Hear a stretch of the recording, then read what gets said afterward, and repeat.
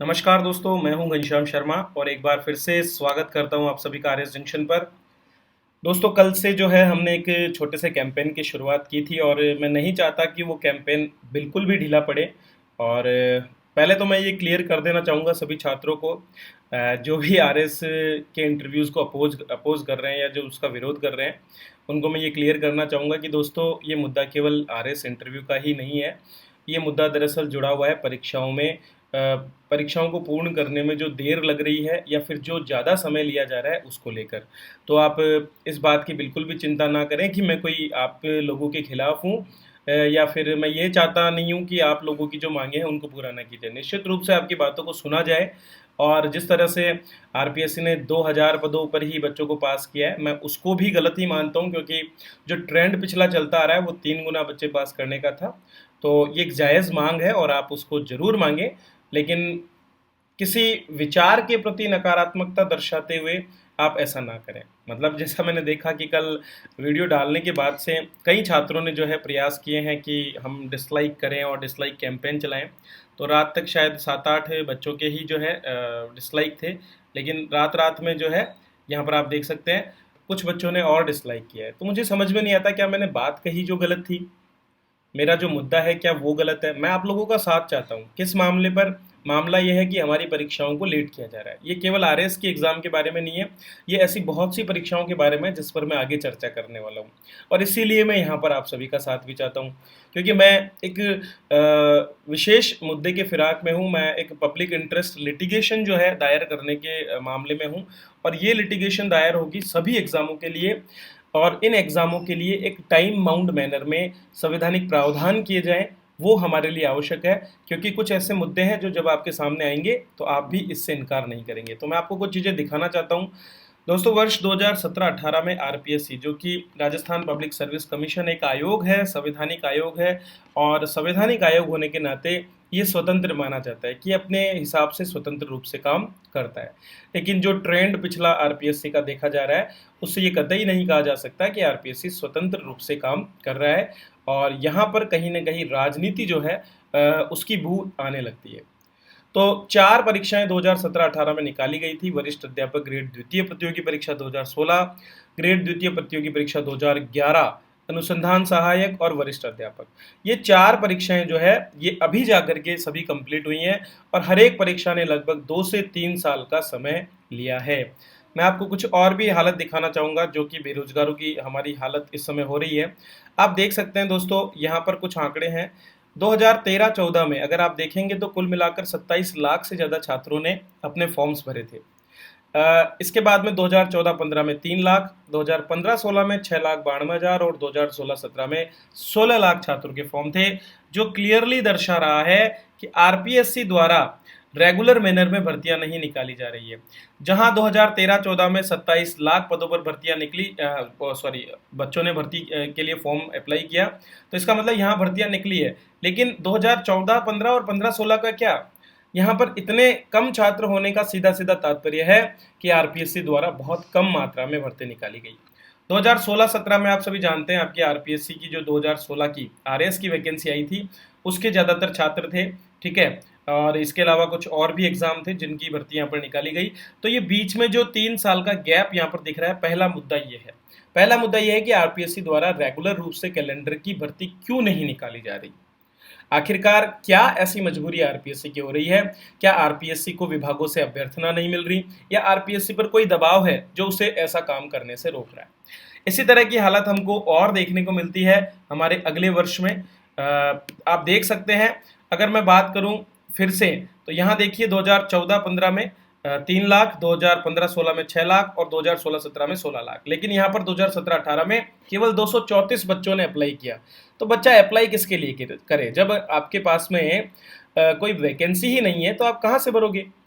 2018-19 में फिर से 25 लाख से ज़्यादा बच्चों ने जो है यहाँ पर अप्लाई किया है, क्योंकि भर्ती वापस से निकाली गई। और बीच बीच में आप ये जो छोटे मोटे पद देख रहे हो, ये भी इसलिए है क्योंकि रीओपन किया जाता है भर्ती को, क्योंकि भर्तियां पूरी तो होती ही नहीं है।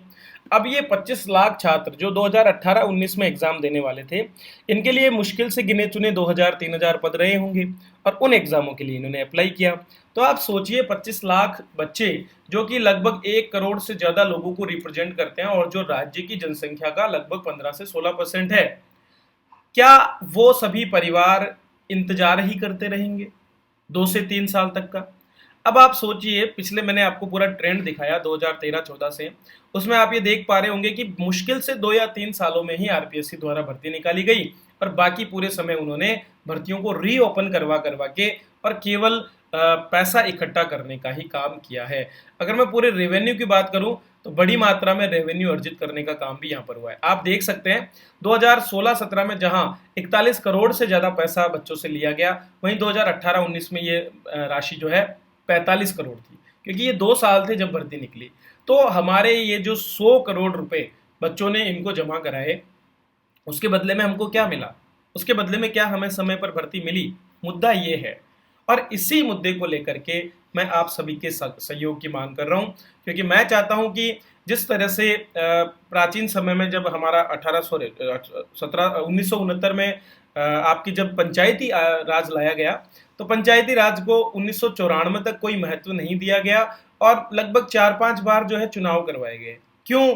क्योंकि सरकार की उदासीनता। इसी तरह का ट्रेंड हमारे यहाँ पर भी देखा जा रहा है कि आयोग तो बना दिया गया, लेकिन आयोग की कार्य प्रणाली जो है उस पर किसी तरह की कोई बाध्यता नहीं है कि उसे कितने दिनों में काम किया जाना चाहिए।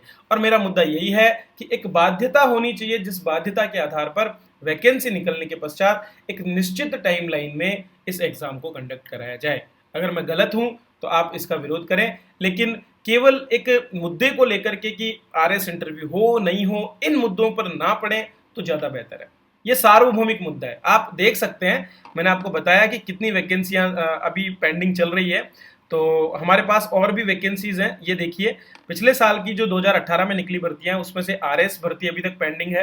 प्रधानाध्यापक प्रतियोगी परीक्षा को हम देखें, साइड में रखें, तो उपनिरीक्षक की भर्ती भी अभी पेंडिंग है हमारी, ठीक है। इसी तरह से राजस्थान अभियांत्रिकी सेवाएं, ये भी परीक्षा पेंडिंग पड़ी है, ठीक है। और ये जो विशेष मुख्य परीक्षा राजस्थान अधीनस्थ सेवाओं की हुई है, इसका तो कोई मतलब नहीं है, क्योंकि इसमें कुछ एक पद थे और ये विशेष रूप से कुछ एनजी कैटेगरीज की थी। लेकिन बाकी आप देखें तो बड़ी 3 परीक्षाएं जो हुई है, तीनों की तीनों यहाँ पर पेंडिंग है। यहाँ पर आपकी जो संस्कृत शिक्षा जो प्रतियोगी परीक्षा है वो भी हाल ही में पूरी हुई है। आपकी वरिष्ठ अध्यापक जो परीक्षाएं हैं वो भी हाल ही में पूरी हुई हैं। तो कोई ज़्यादा समय नहीं हुआ है इनको पूरा हुए, और हर एक परीक्षा को 2-2, 3-3 साल हो गए। मुद्दा यही है कि इतना समय क्यों? तो यहाँ पर एईएन की भर्ती को आपने अटका रखा है, दिसंबर में आपने उनकी एग्जाम करवाए। आरएस की परीक्षा में जून 2019 में एग्जाम के बाद में अभी परिणाम दिया गया है।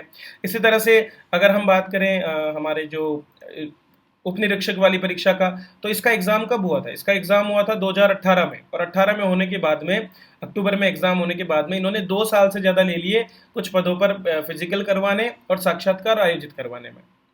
तो इतना समय किस लिए? क्या छात्र बेवजह बैठे हैं, हमारे पास और कोई काम नहीं है, या हम दिन रात अपने घर वालों को यही कहकर पागल बनाते रहें कि एग्जाम नहीं हो रहा, एग्जाम नहीं हो रहा? 3-3 साल तक बच्चा कैसे तैयारी कर पाएगा किसी एग्जाम की? मुद्दा ये है। तो उसी चीज को लेकर के आप सभी मेरे साथ जुड़े। दोस्तों, 25 लाख छात्रों ने फॉर्म भरे हैं, उन तक इस बात को पहुंचा, और इसके साथ साथ 25 लाख अन्य छात्र जो तैयार हो गए हैं, क्योंकि वो आपके कंपटीटर बनने वाले हैं। और 3 साल तक अगर भर्तियां होती, रेगुलरली अगर भर्तियां निकाली जाती, तो छात्र अपनी एग्जाम दे करके, क्योंकि क्या होता है कि हम कम से कम 2-3 चांस तो सभी लेते हैं। हर कोई सोचता है कि कम से कम 2-3 बार तो मैं प्रयास करके देखूं। अब अगर 2-3 बार, ये 2-3 साल में ही हो जाए, तो बच्चा अपने आप छटकर अलग हो जाएगा कि नहीं ठीक है, मैं पोटेंशियल नहीं रखता हूं, तो मैं अलग हो जाता हूं।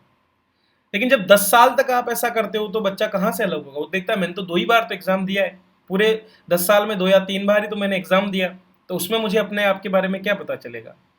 तो वो मुद्दा भी है। तो छात्रों को रेगुलर फेज में अगर एग्जाम दिए जाएं और रेगुलर फेज में उन्हें मौका दिया जाए, तो सेलेक्ट होने वाले छात्रों की संख्या भी बढ़ेगी। हमें जो एक छात्रों के बीच में असंतोष की भावना है वो भी कम होगी, और जब समय अवधि कम होगी तो होने वाले भ्रष्टाचार की जो संभावनाएं हैं वे भी सीधी सीधी कम हो जाती है। क्योंकि जितना ज़्यादा समय भर्ती को निकलने और उसके बाद में उसके कंप्लीशन में होता है, उतना ही ज़्यादा भ्रष्टाचार की संभावनाएं होती है। इस चीज़ को आप सभी भी मानते ही हैं। तो दोस्तों, बस एक काम जो छोटा सा करना है वो है कि एक माहौल हमें अभी तैयार करना होगा, उसकी मैंने शुरुआत की है। अभी हम ऑनलाइन पोर्टल पर पूरा माहौल तैयार कर रहे हैं, मैं ड्राफ्ट्स तैयार करवा रहा हूँ, और जैसे ही टाइमली पूरा सही तरीके से हमारे ड्राफ्ट्स तैयार हो जाते हैं, उसके बाद में हम जल्दी ही जो है एक पब्लिक इंटरेस्ट लिटिगेशन दायर करने वाले हैं। जिस तरह से छोटे बच्चों के लिए 6 से 14 वर्ष के बच्चों के लिए शिक्षा का अधिकार है और आज उनको एडमिशन से कोई मना नहीं कर सकता है, उसी तरह से हमारे जैसे बेरोजगारों के लिए, क्योंकि हमें शिक्षा का अधिकार देके शिक्षित तो कर दिया गया है, लेकिन उस शिक्षा का हमारे लिए क्या फायदा जो हमें रोजगार ना दिला सके। तो उसी को सुनिश्चित करने के लिए हम जो है ये लड़ाई लड़ना चाहते हैं।